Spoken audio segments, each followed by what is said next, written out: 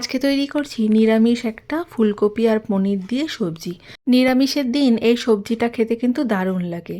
তার মধ্যে শীতকালে যেহেতু ভালো ফুলকপি পাওয়া যায়, তাই সেই ফুলকপি দিয়ে খেতেও বড্ড ভালো লাগে। সবার প্রথমে কড়াইয়ের মধ্যে বেশ খানিকটা সর্ষের তেল দিয়ে অল্প একটু নুন আর অল্প একটু হলুদ দিয়ে ছোট ছোট করে কেটে রেখেছিলাম ফুলকপিগুলোকে, সেগুলোকে ভালো মতো লাল করে ভেজে তুলে রেখে দিব।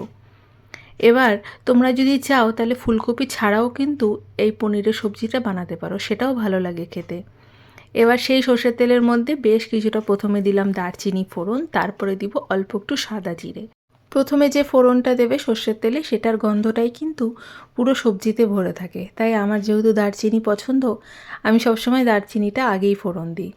ফোড়নের থেকে সুন্দর গন্ধ বেরোলে দিয়ে দিয়েছিলাম আলুগুলোকে, অল্প একটু নুন হলুদ দিয়ে এই সমস্ত আলুগুলোকেও লাল করে ভেজে নেব। সত্যি কথা বলতে শীতে এত সুন্দর সব সবজি পাওয়া যায়, কোনটা ছেড়ে কোনটা খাবো সেটা কিন্তু বুঝেই পাই না। অনেকেরই আছে যে ফুলকপি খেলে একটুখানি গ্যাস অম্বলের প্রবলেম হয়, তারা ফুলকপিটাকে অল্প একটু জলের মধ্যে ভাপিয়ে নিয়ে তারপর এই রান্নাটা তৈরি করতে পারো। একটা বাটা মশলা তৈরি করছি, যেখানে বেশ কিছুটা চারমগজ, দুটো মিডিয়াম সাইজের টমেটো, অল্প আদা আর দিয়েছি 4-5টার মতো কাঁচা লঙ্কা। এবার সেই আলুটার মধ্যে সেই মশলাটা দিয়ে তার মধ্যে দিয়ে দিলাম আমি ওই ধরো 1 মুঠের মতো মটরশুঁটি। আমার কাছে ছিল বলে আমি দিয়েছি, তোমাদের কাছে না থাকলে তোমরা নাও দিতে পারো। এবার সমস্ত কিছুকে বেশ অনেকক্ষণ ধরে নাড়িয়ে নেবে।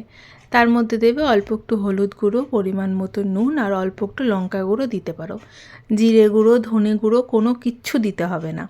এইভাবেই রান্নাটা খেতে দারুণ লাগে। এবার সমস্ত কিছু বেশ অনেকক্ষণ ধরে কষাবে কম আঁচে, যেন এই মশলার সাইড থেকে তেলটা ছেড়ে দেয়। তোমরা কিন্তু চাইলে চারমগজের বদলে কয়েক টুকরো কাজু বাদামও দিতে পারো, সেটাতে তো টেস্ট আরও দারুণ আসে। এবার বাটি ধোয়া জল দিয়ে বেশ খানিকক্ষণ কম আঁচে কষিয়ে নেব। অন্যদিকে পনিরগুলো ছোট করে কেটে নিয়েছি, সেটা নুন আর হলুদ দিয়ে অল্প ভেজে নিই। আমি সবসময় তেলের মধ্যে অল্প একটু নুন আর অল্প একটু হলুদ দিয়ে পনিরগুলোকে হালকা একটু ভেজে নিই, খুব লাল করে ভাজি না। মোটামুটি 2 সাইডটা যখন অল্প অল্প কালার আসে তখনই নামিয়ে দিই। আমি কালকে একটা ভিডিওতেই বলছিলাম যে আমার নিরামিষ মানেই পনির, পনির ছাড়া আমি নিরামিষ ভাবতেই পারি না। পনিরটা ভাজতে ভাজতে অন্যদিকে সেই মশলাটা থেকে ভালো মতো তেলটা ছেড়ে দিয়েছে। এবার আমি এই মশলাটার মধ্যে অল্প একটু গরম জল ব্যবহার করেছি। ওদিকে জলটা যখন বেশ খানিকটা শুকিয়ে গেছে, পনির ফুলকপি সমস্ত কিছু দিয়ে অল্প একটুখানি ফুটিয়ে নিলাম। খুব বেশি ফোটাবো না, যেহেতু পনির আছে ফুলকপি আছে, তাই যখন ঠান্ডা হবে ঝোলটা ততক্ষণে এমনি গাঢ় হয়ে যাবে। তাই অল্প একটু ফুটিয়েছি যেন পনির আর ফুলকপির মধ্যে ভালো মতো ঝোলগুলো ঢুকে যায়। এবার দেখে নিলাম যে মটরশুঁটিগুলো সিদ্ধ হয়েছে কিনা। সব শেষে অল্প একটু পরিমাণে চিনি দিয়েছি। নিরামিষ রান্না তো, তাই অল্প অল্প মিষ্টি না হলে কিন্তু ভালো লাগে না। চিনি দিয়ে অল্প একটু নাড়িয়ে আমি গ্যাসটাকে বন্ধ করে দিয়েছিলাম। এবার অল্প একটু গরম মশলা গুঁড়ো দিয়েছি আর দিয়েছি বেশ খানিকটা ঘি। তোমরা গরম মশলা প্যাকেটের না ব্যবহার করতে চাইলে ঘরে যে বাটা মশলা হয় সেটাও তোমরা এখন দিতে পারো, সেটাতেও কিন্তু স্বাদটা আরও দ্বিগুণ বেড়ে যায়।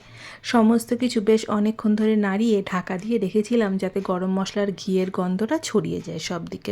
আজকের রান্নাতে এতটুকুই। যদি কিছু ভালো লাগে একটা লাইক দিয়ে চ্যানেলটা সাবস্ক্রাইব করে সব সময় আমার পাশে থাকবে।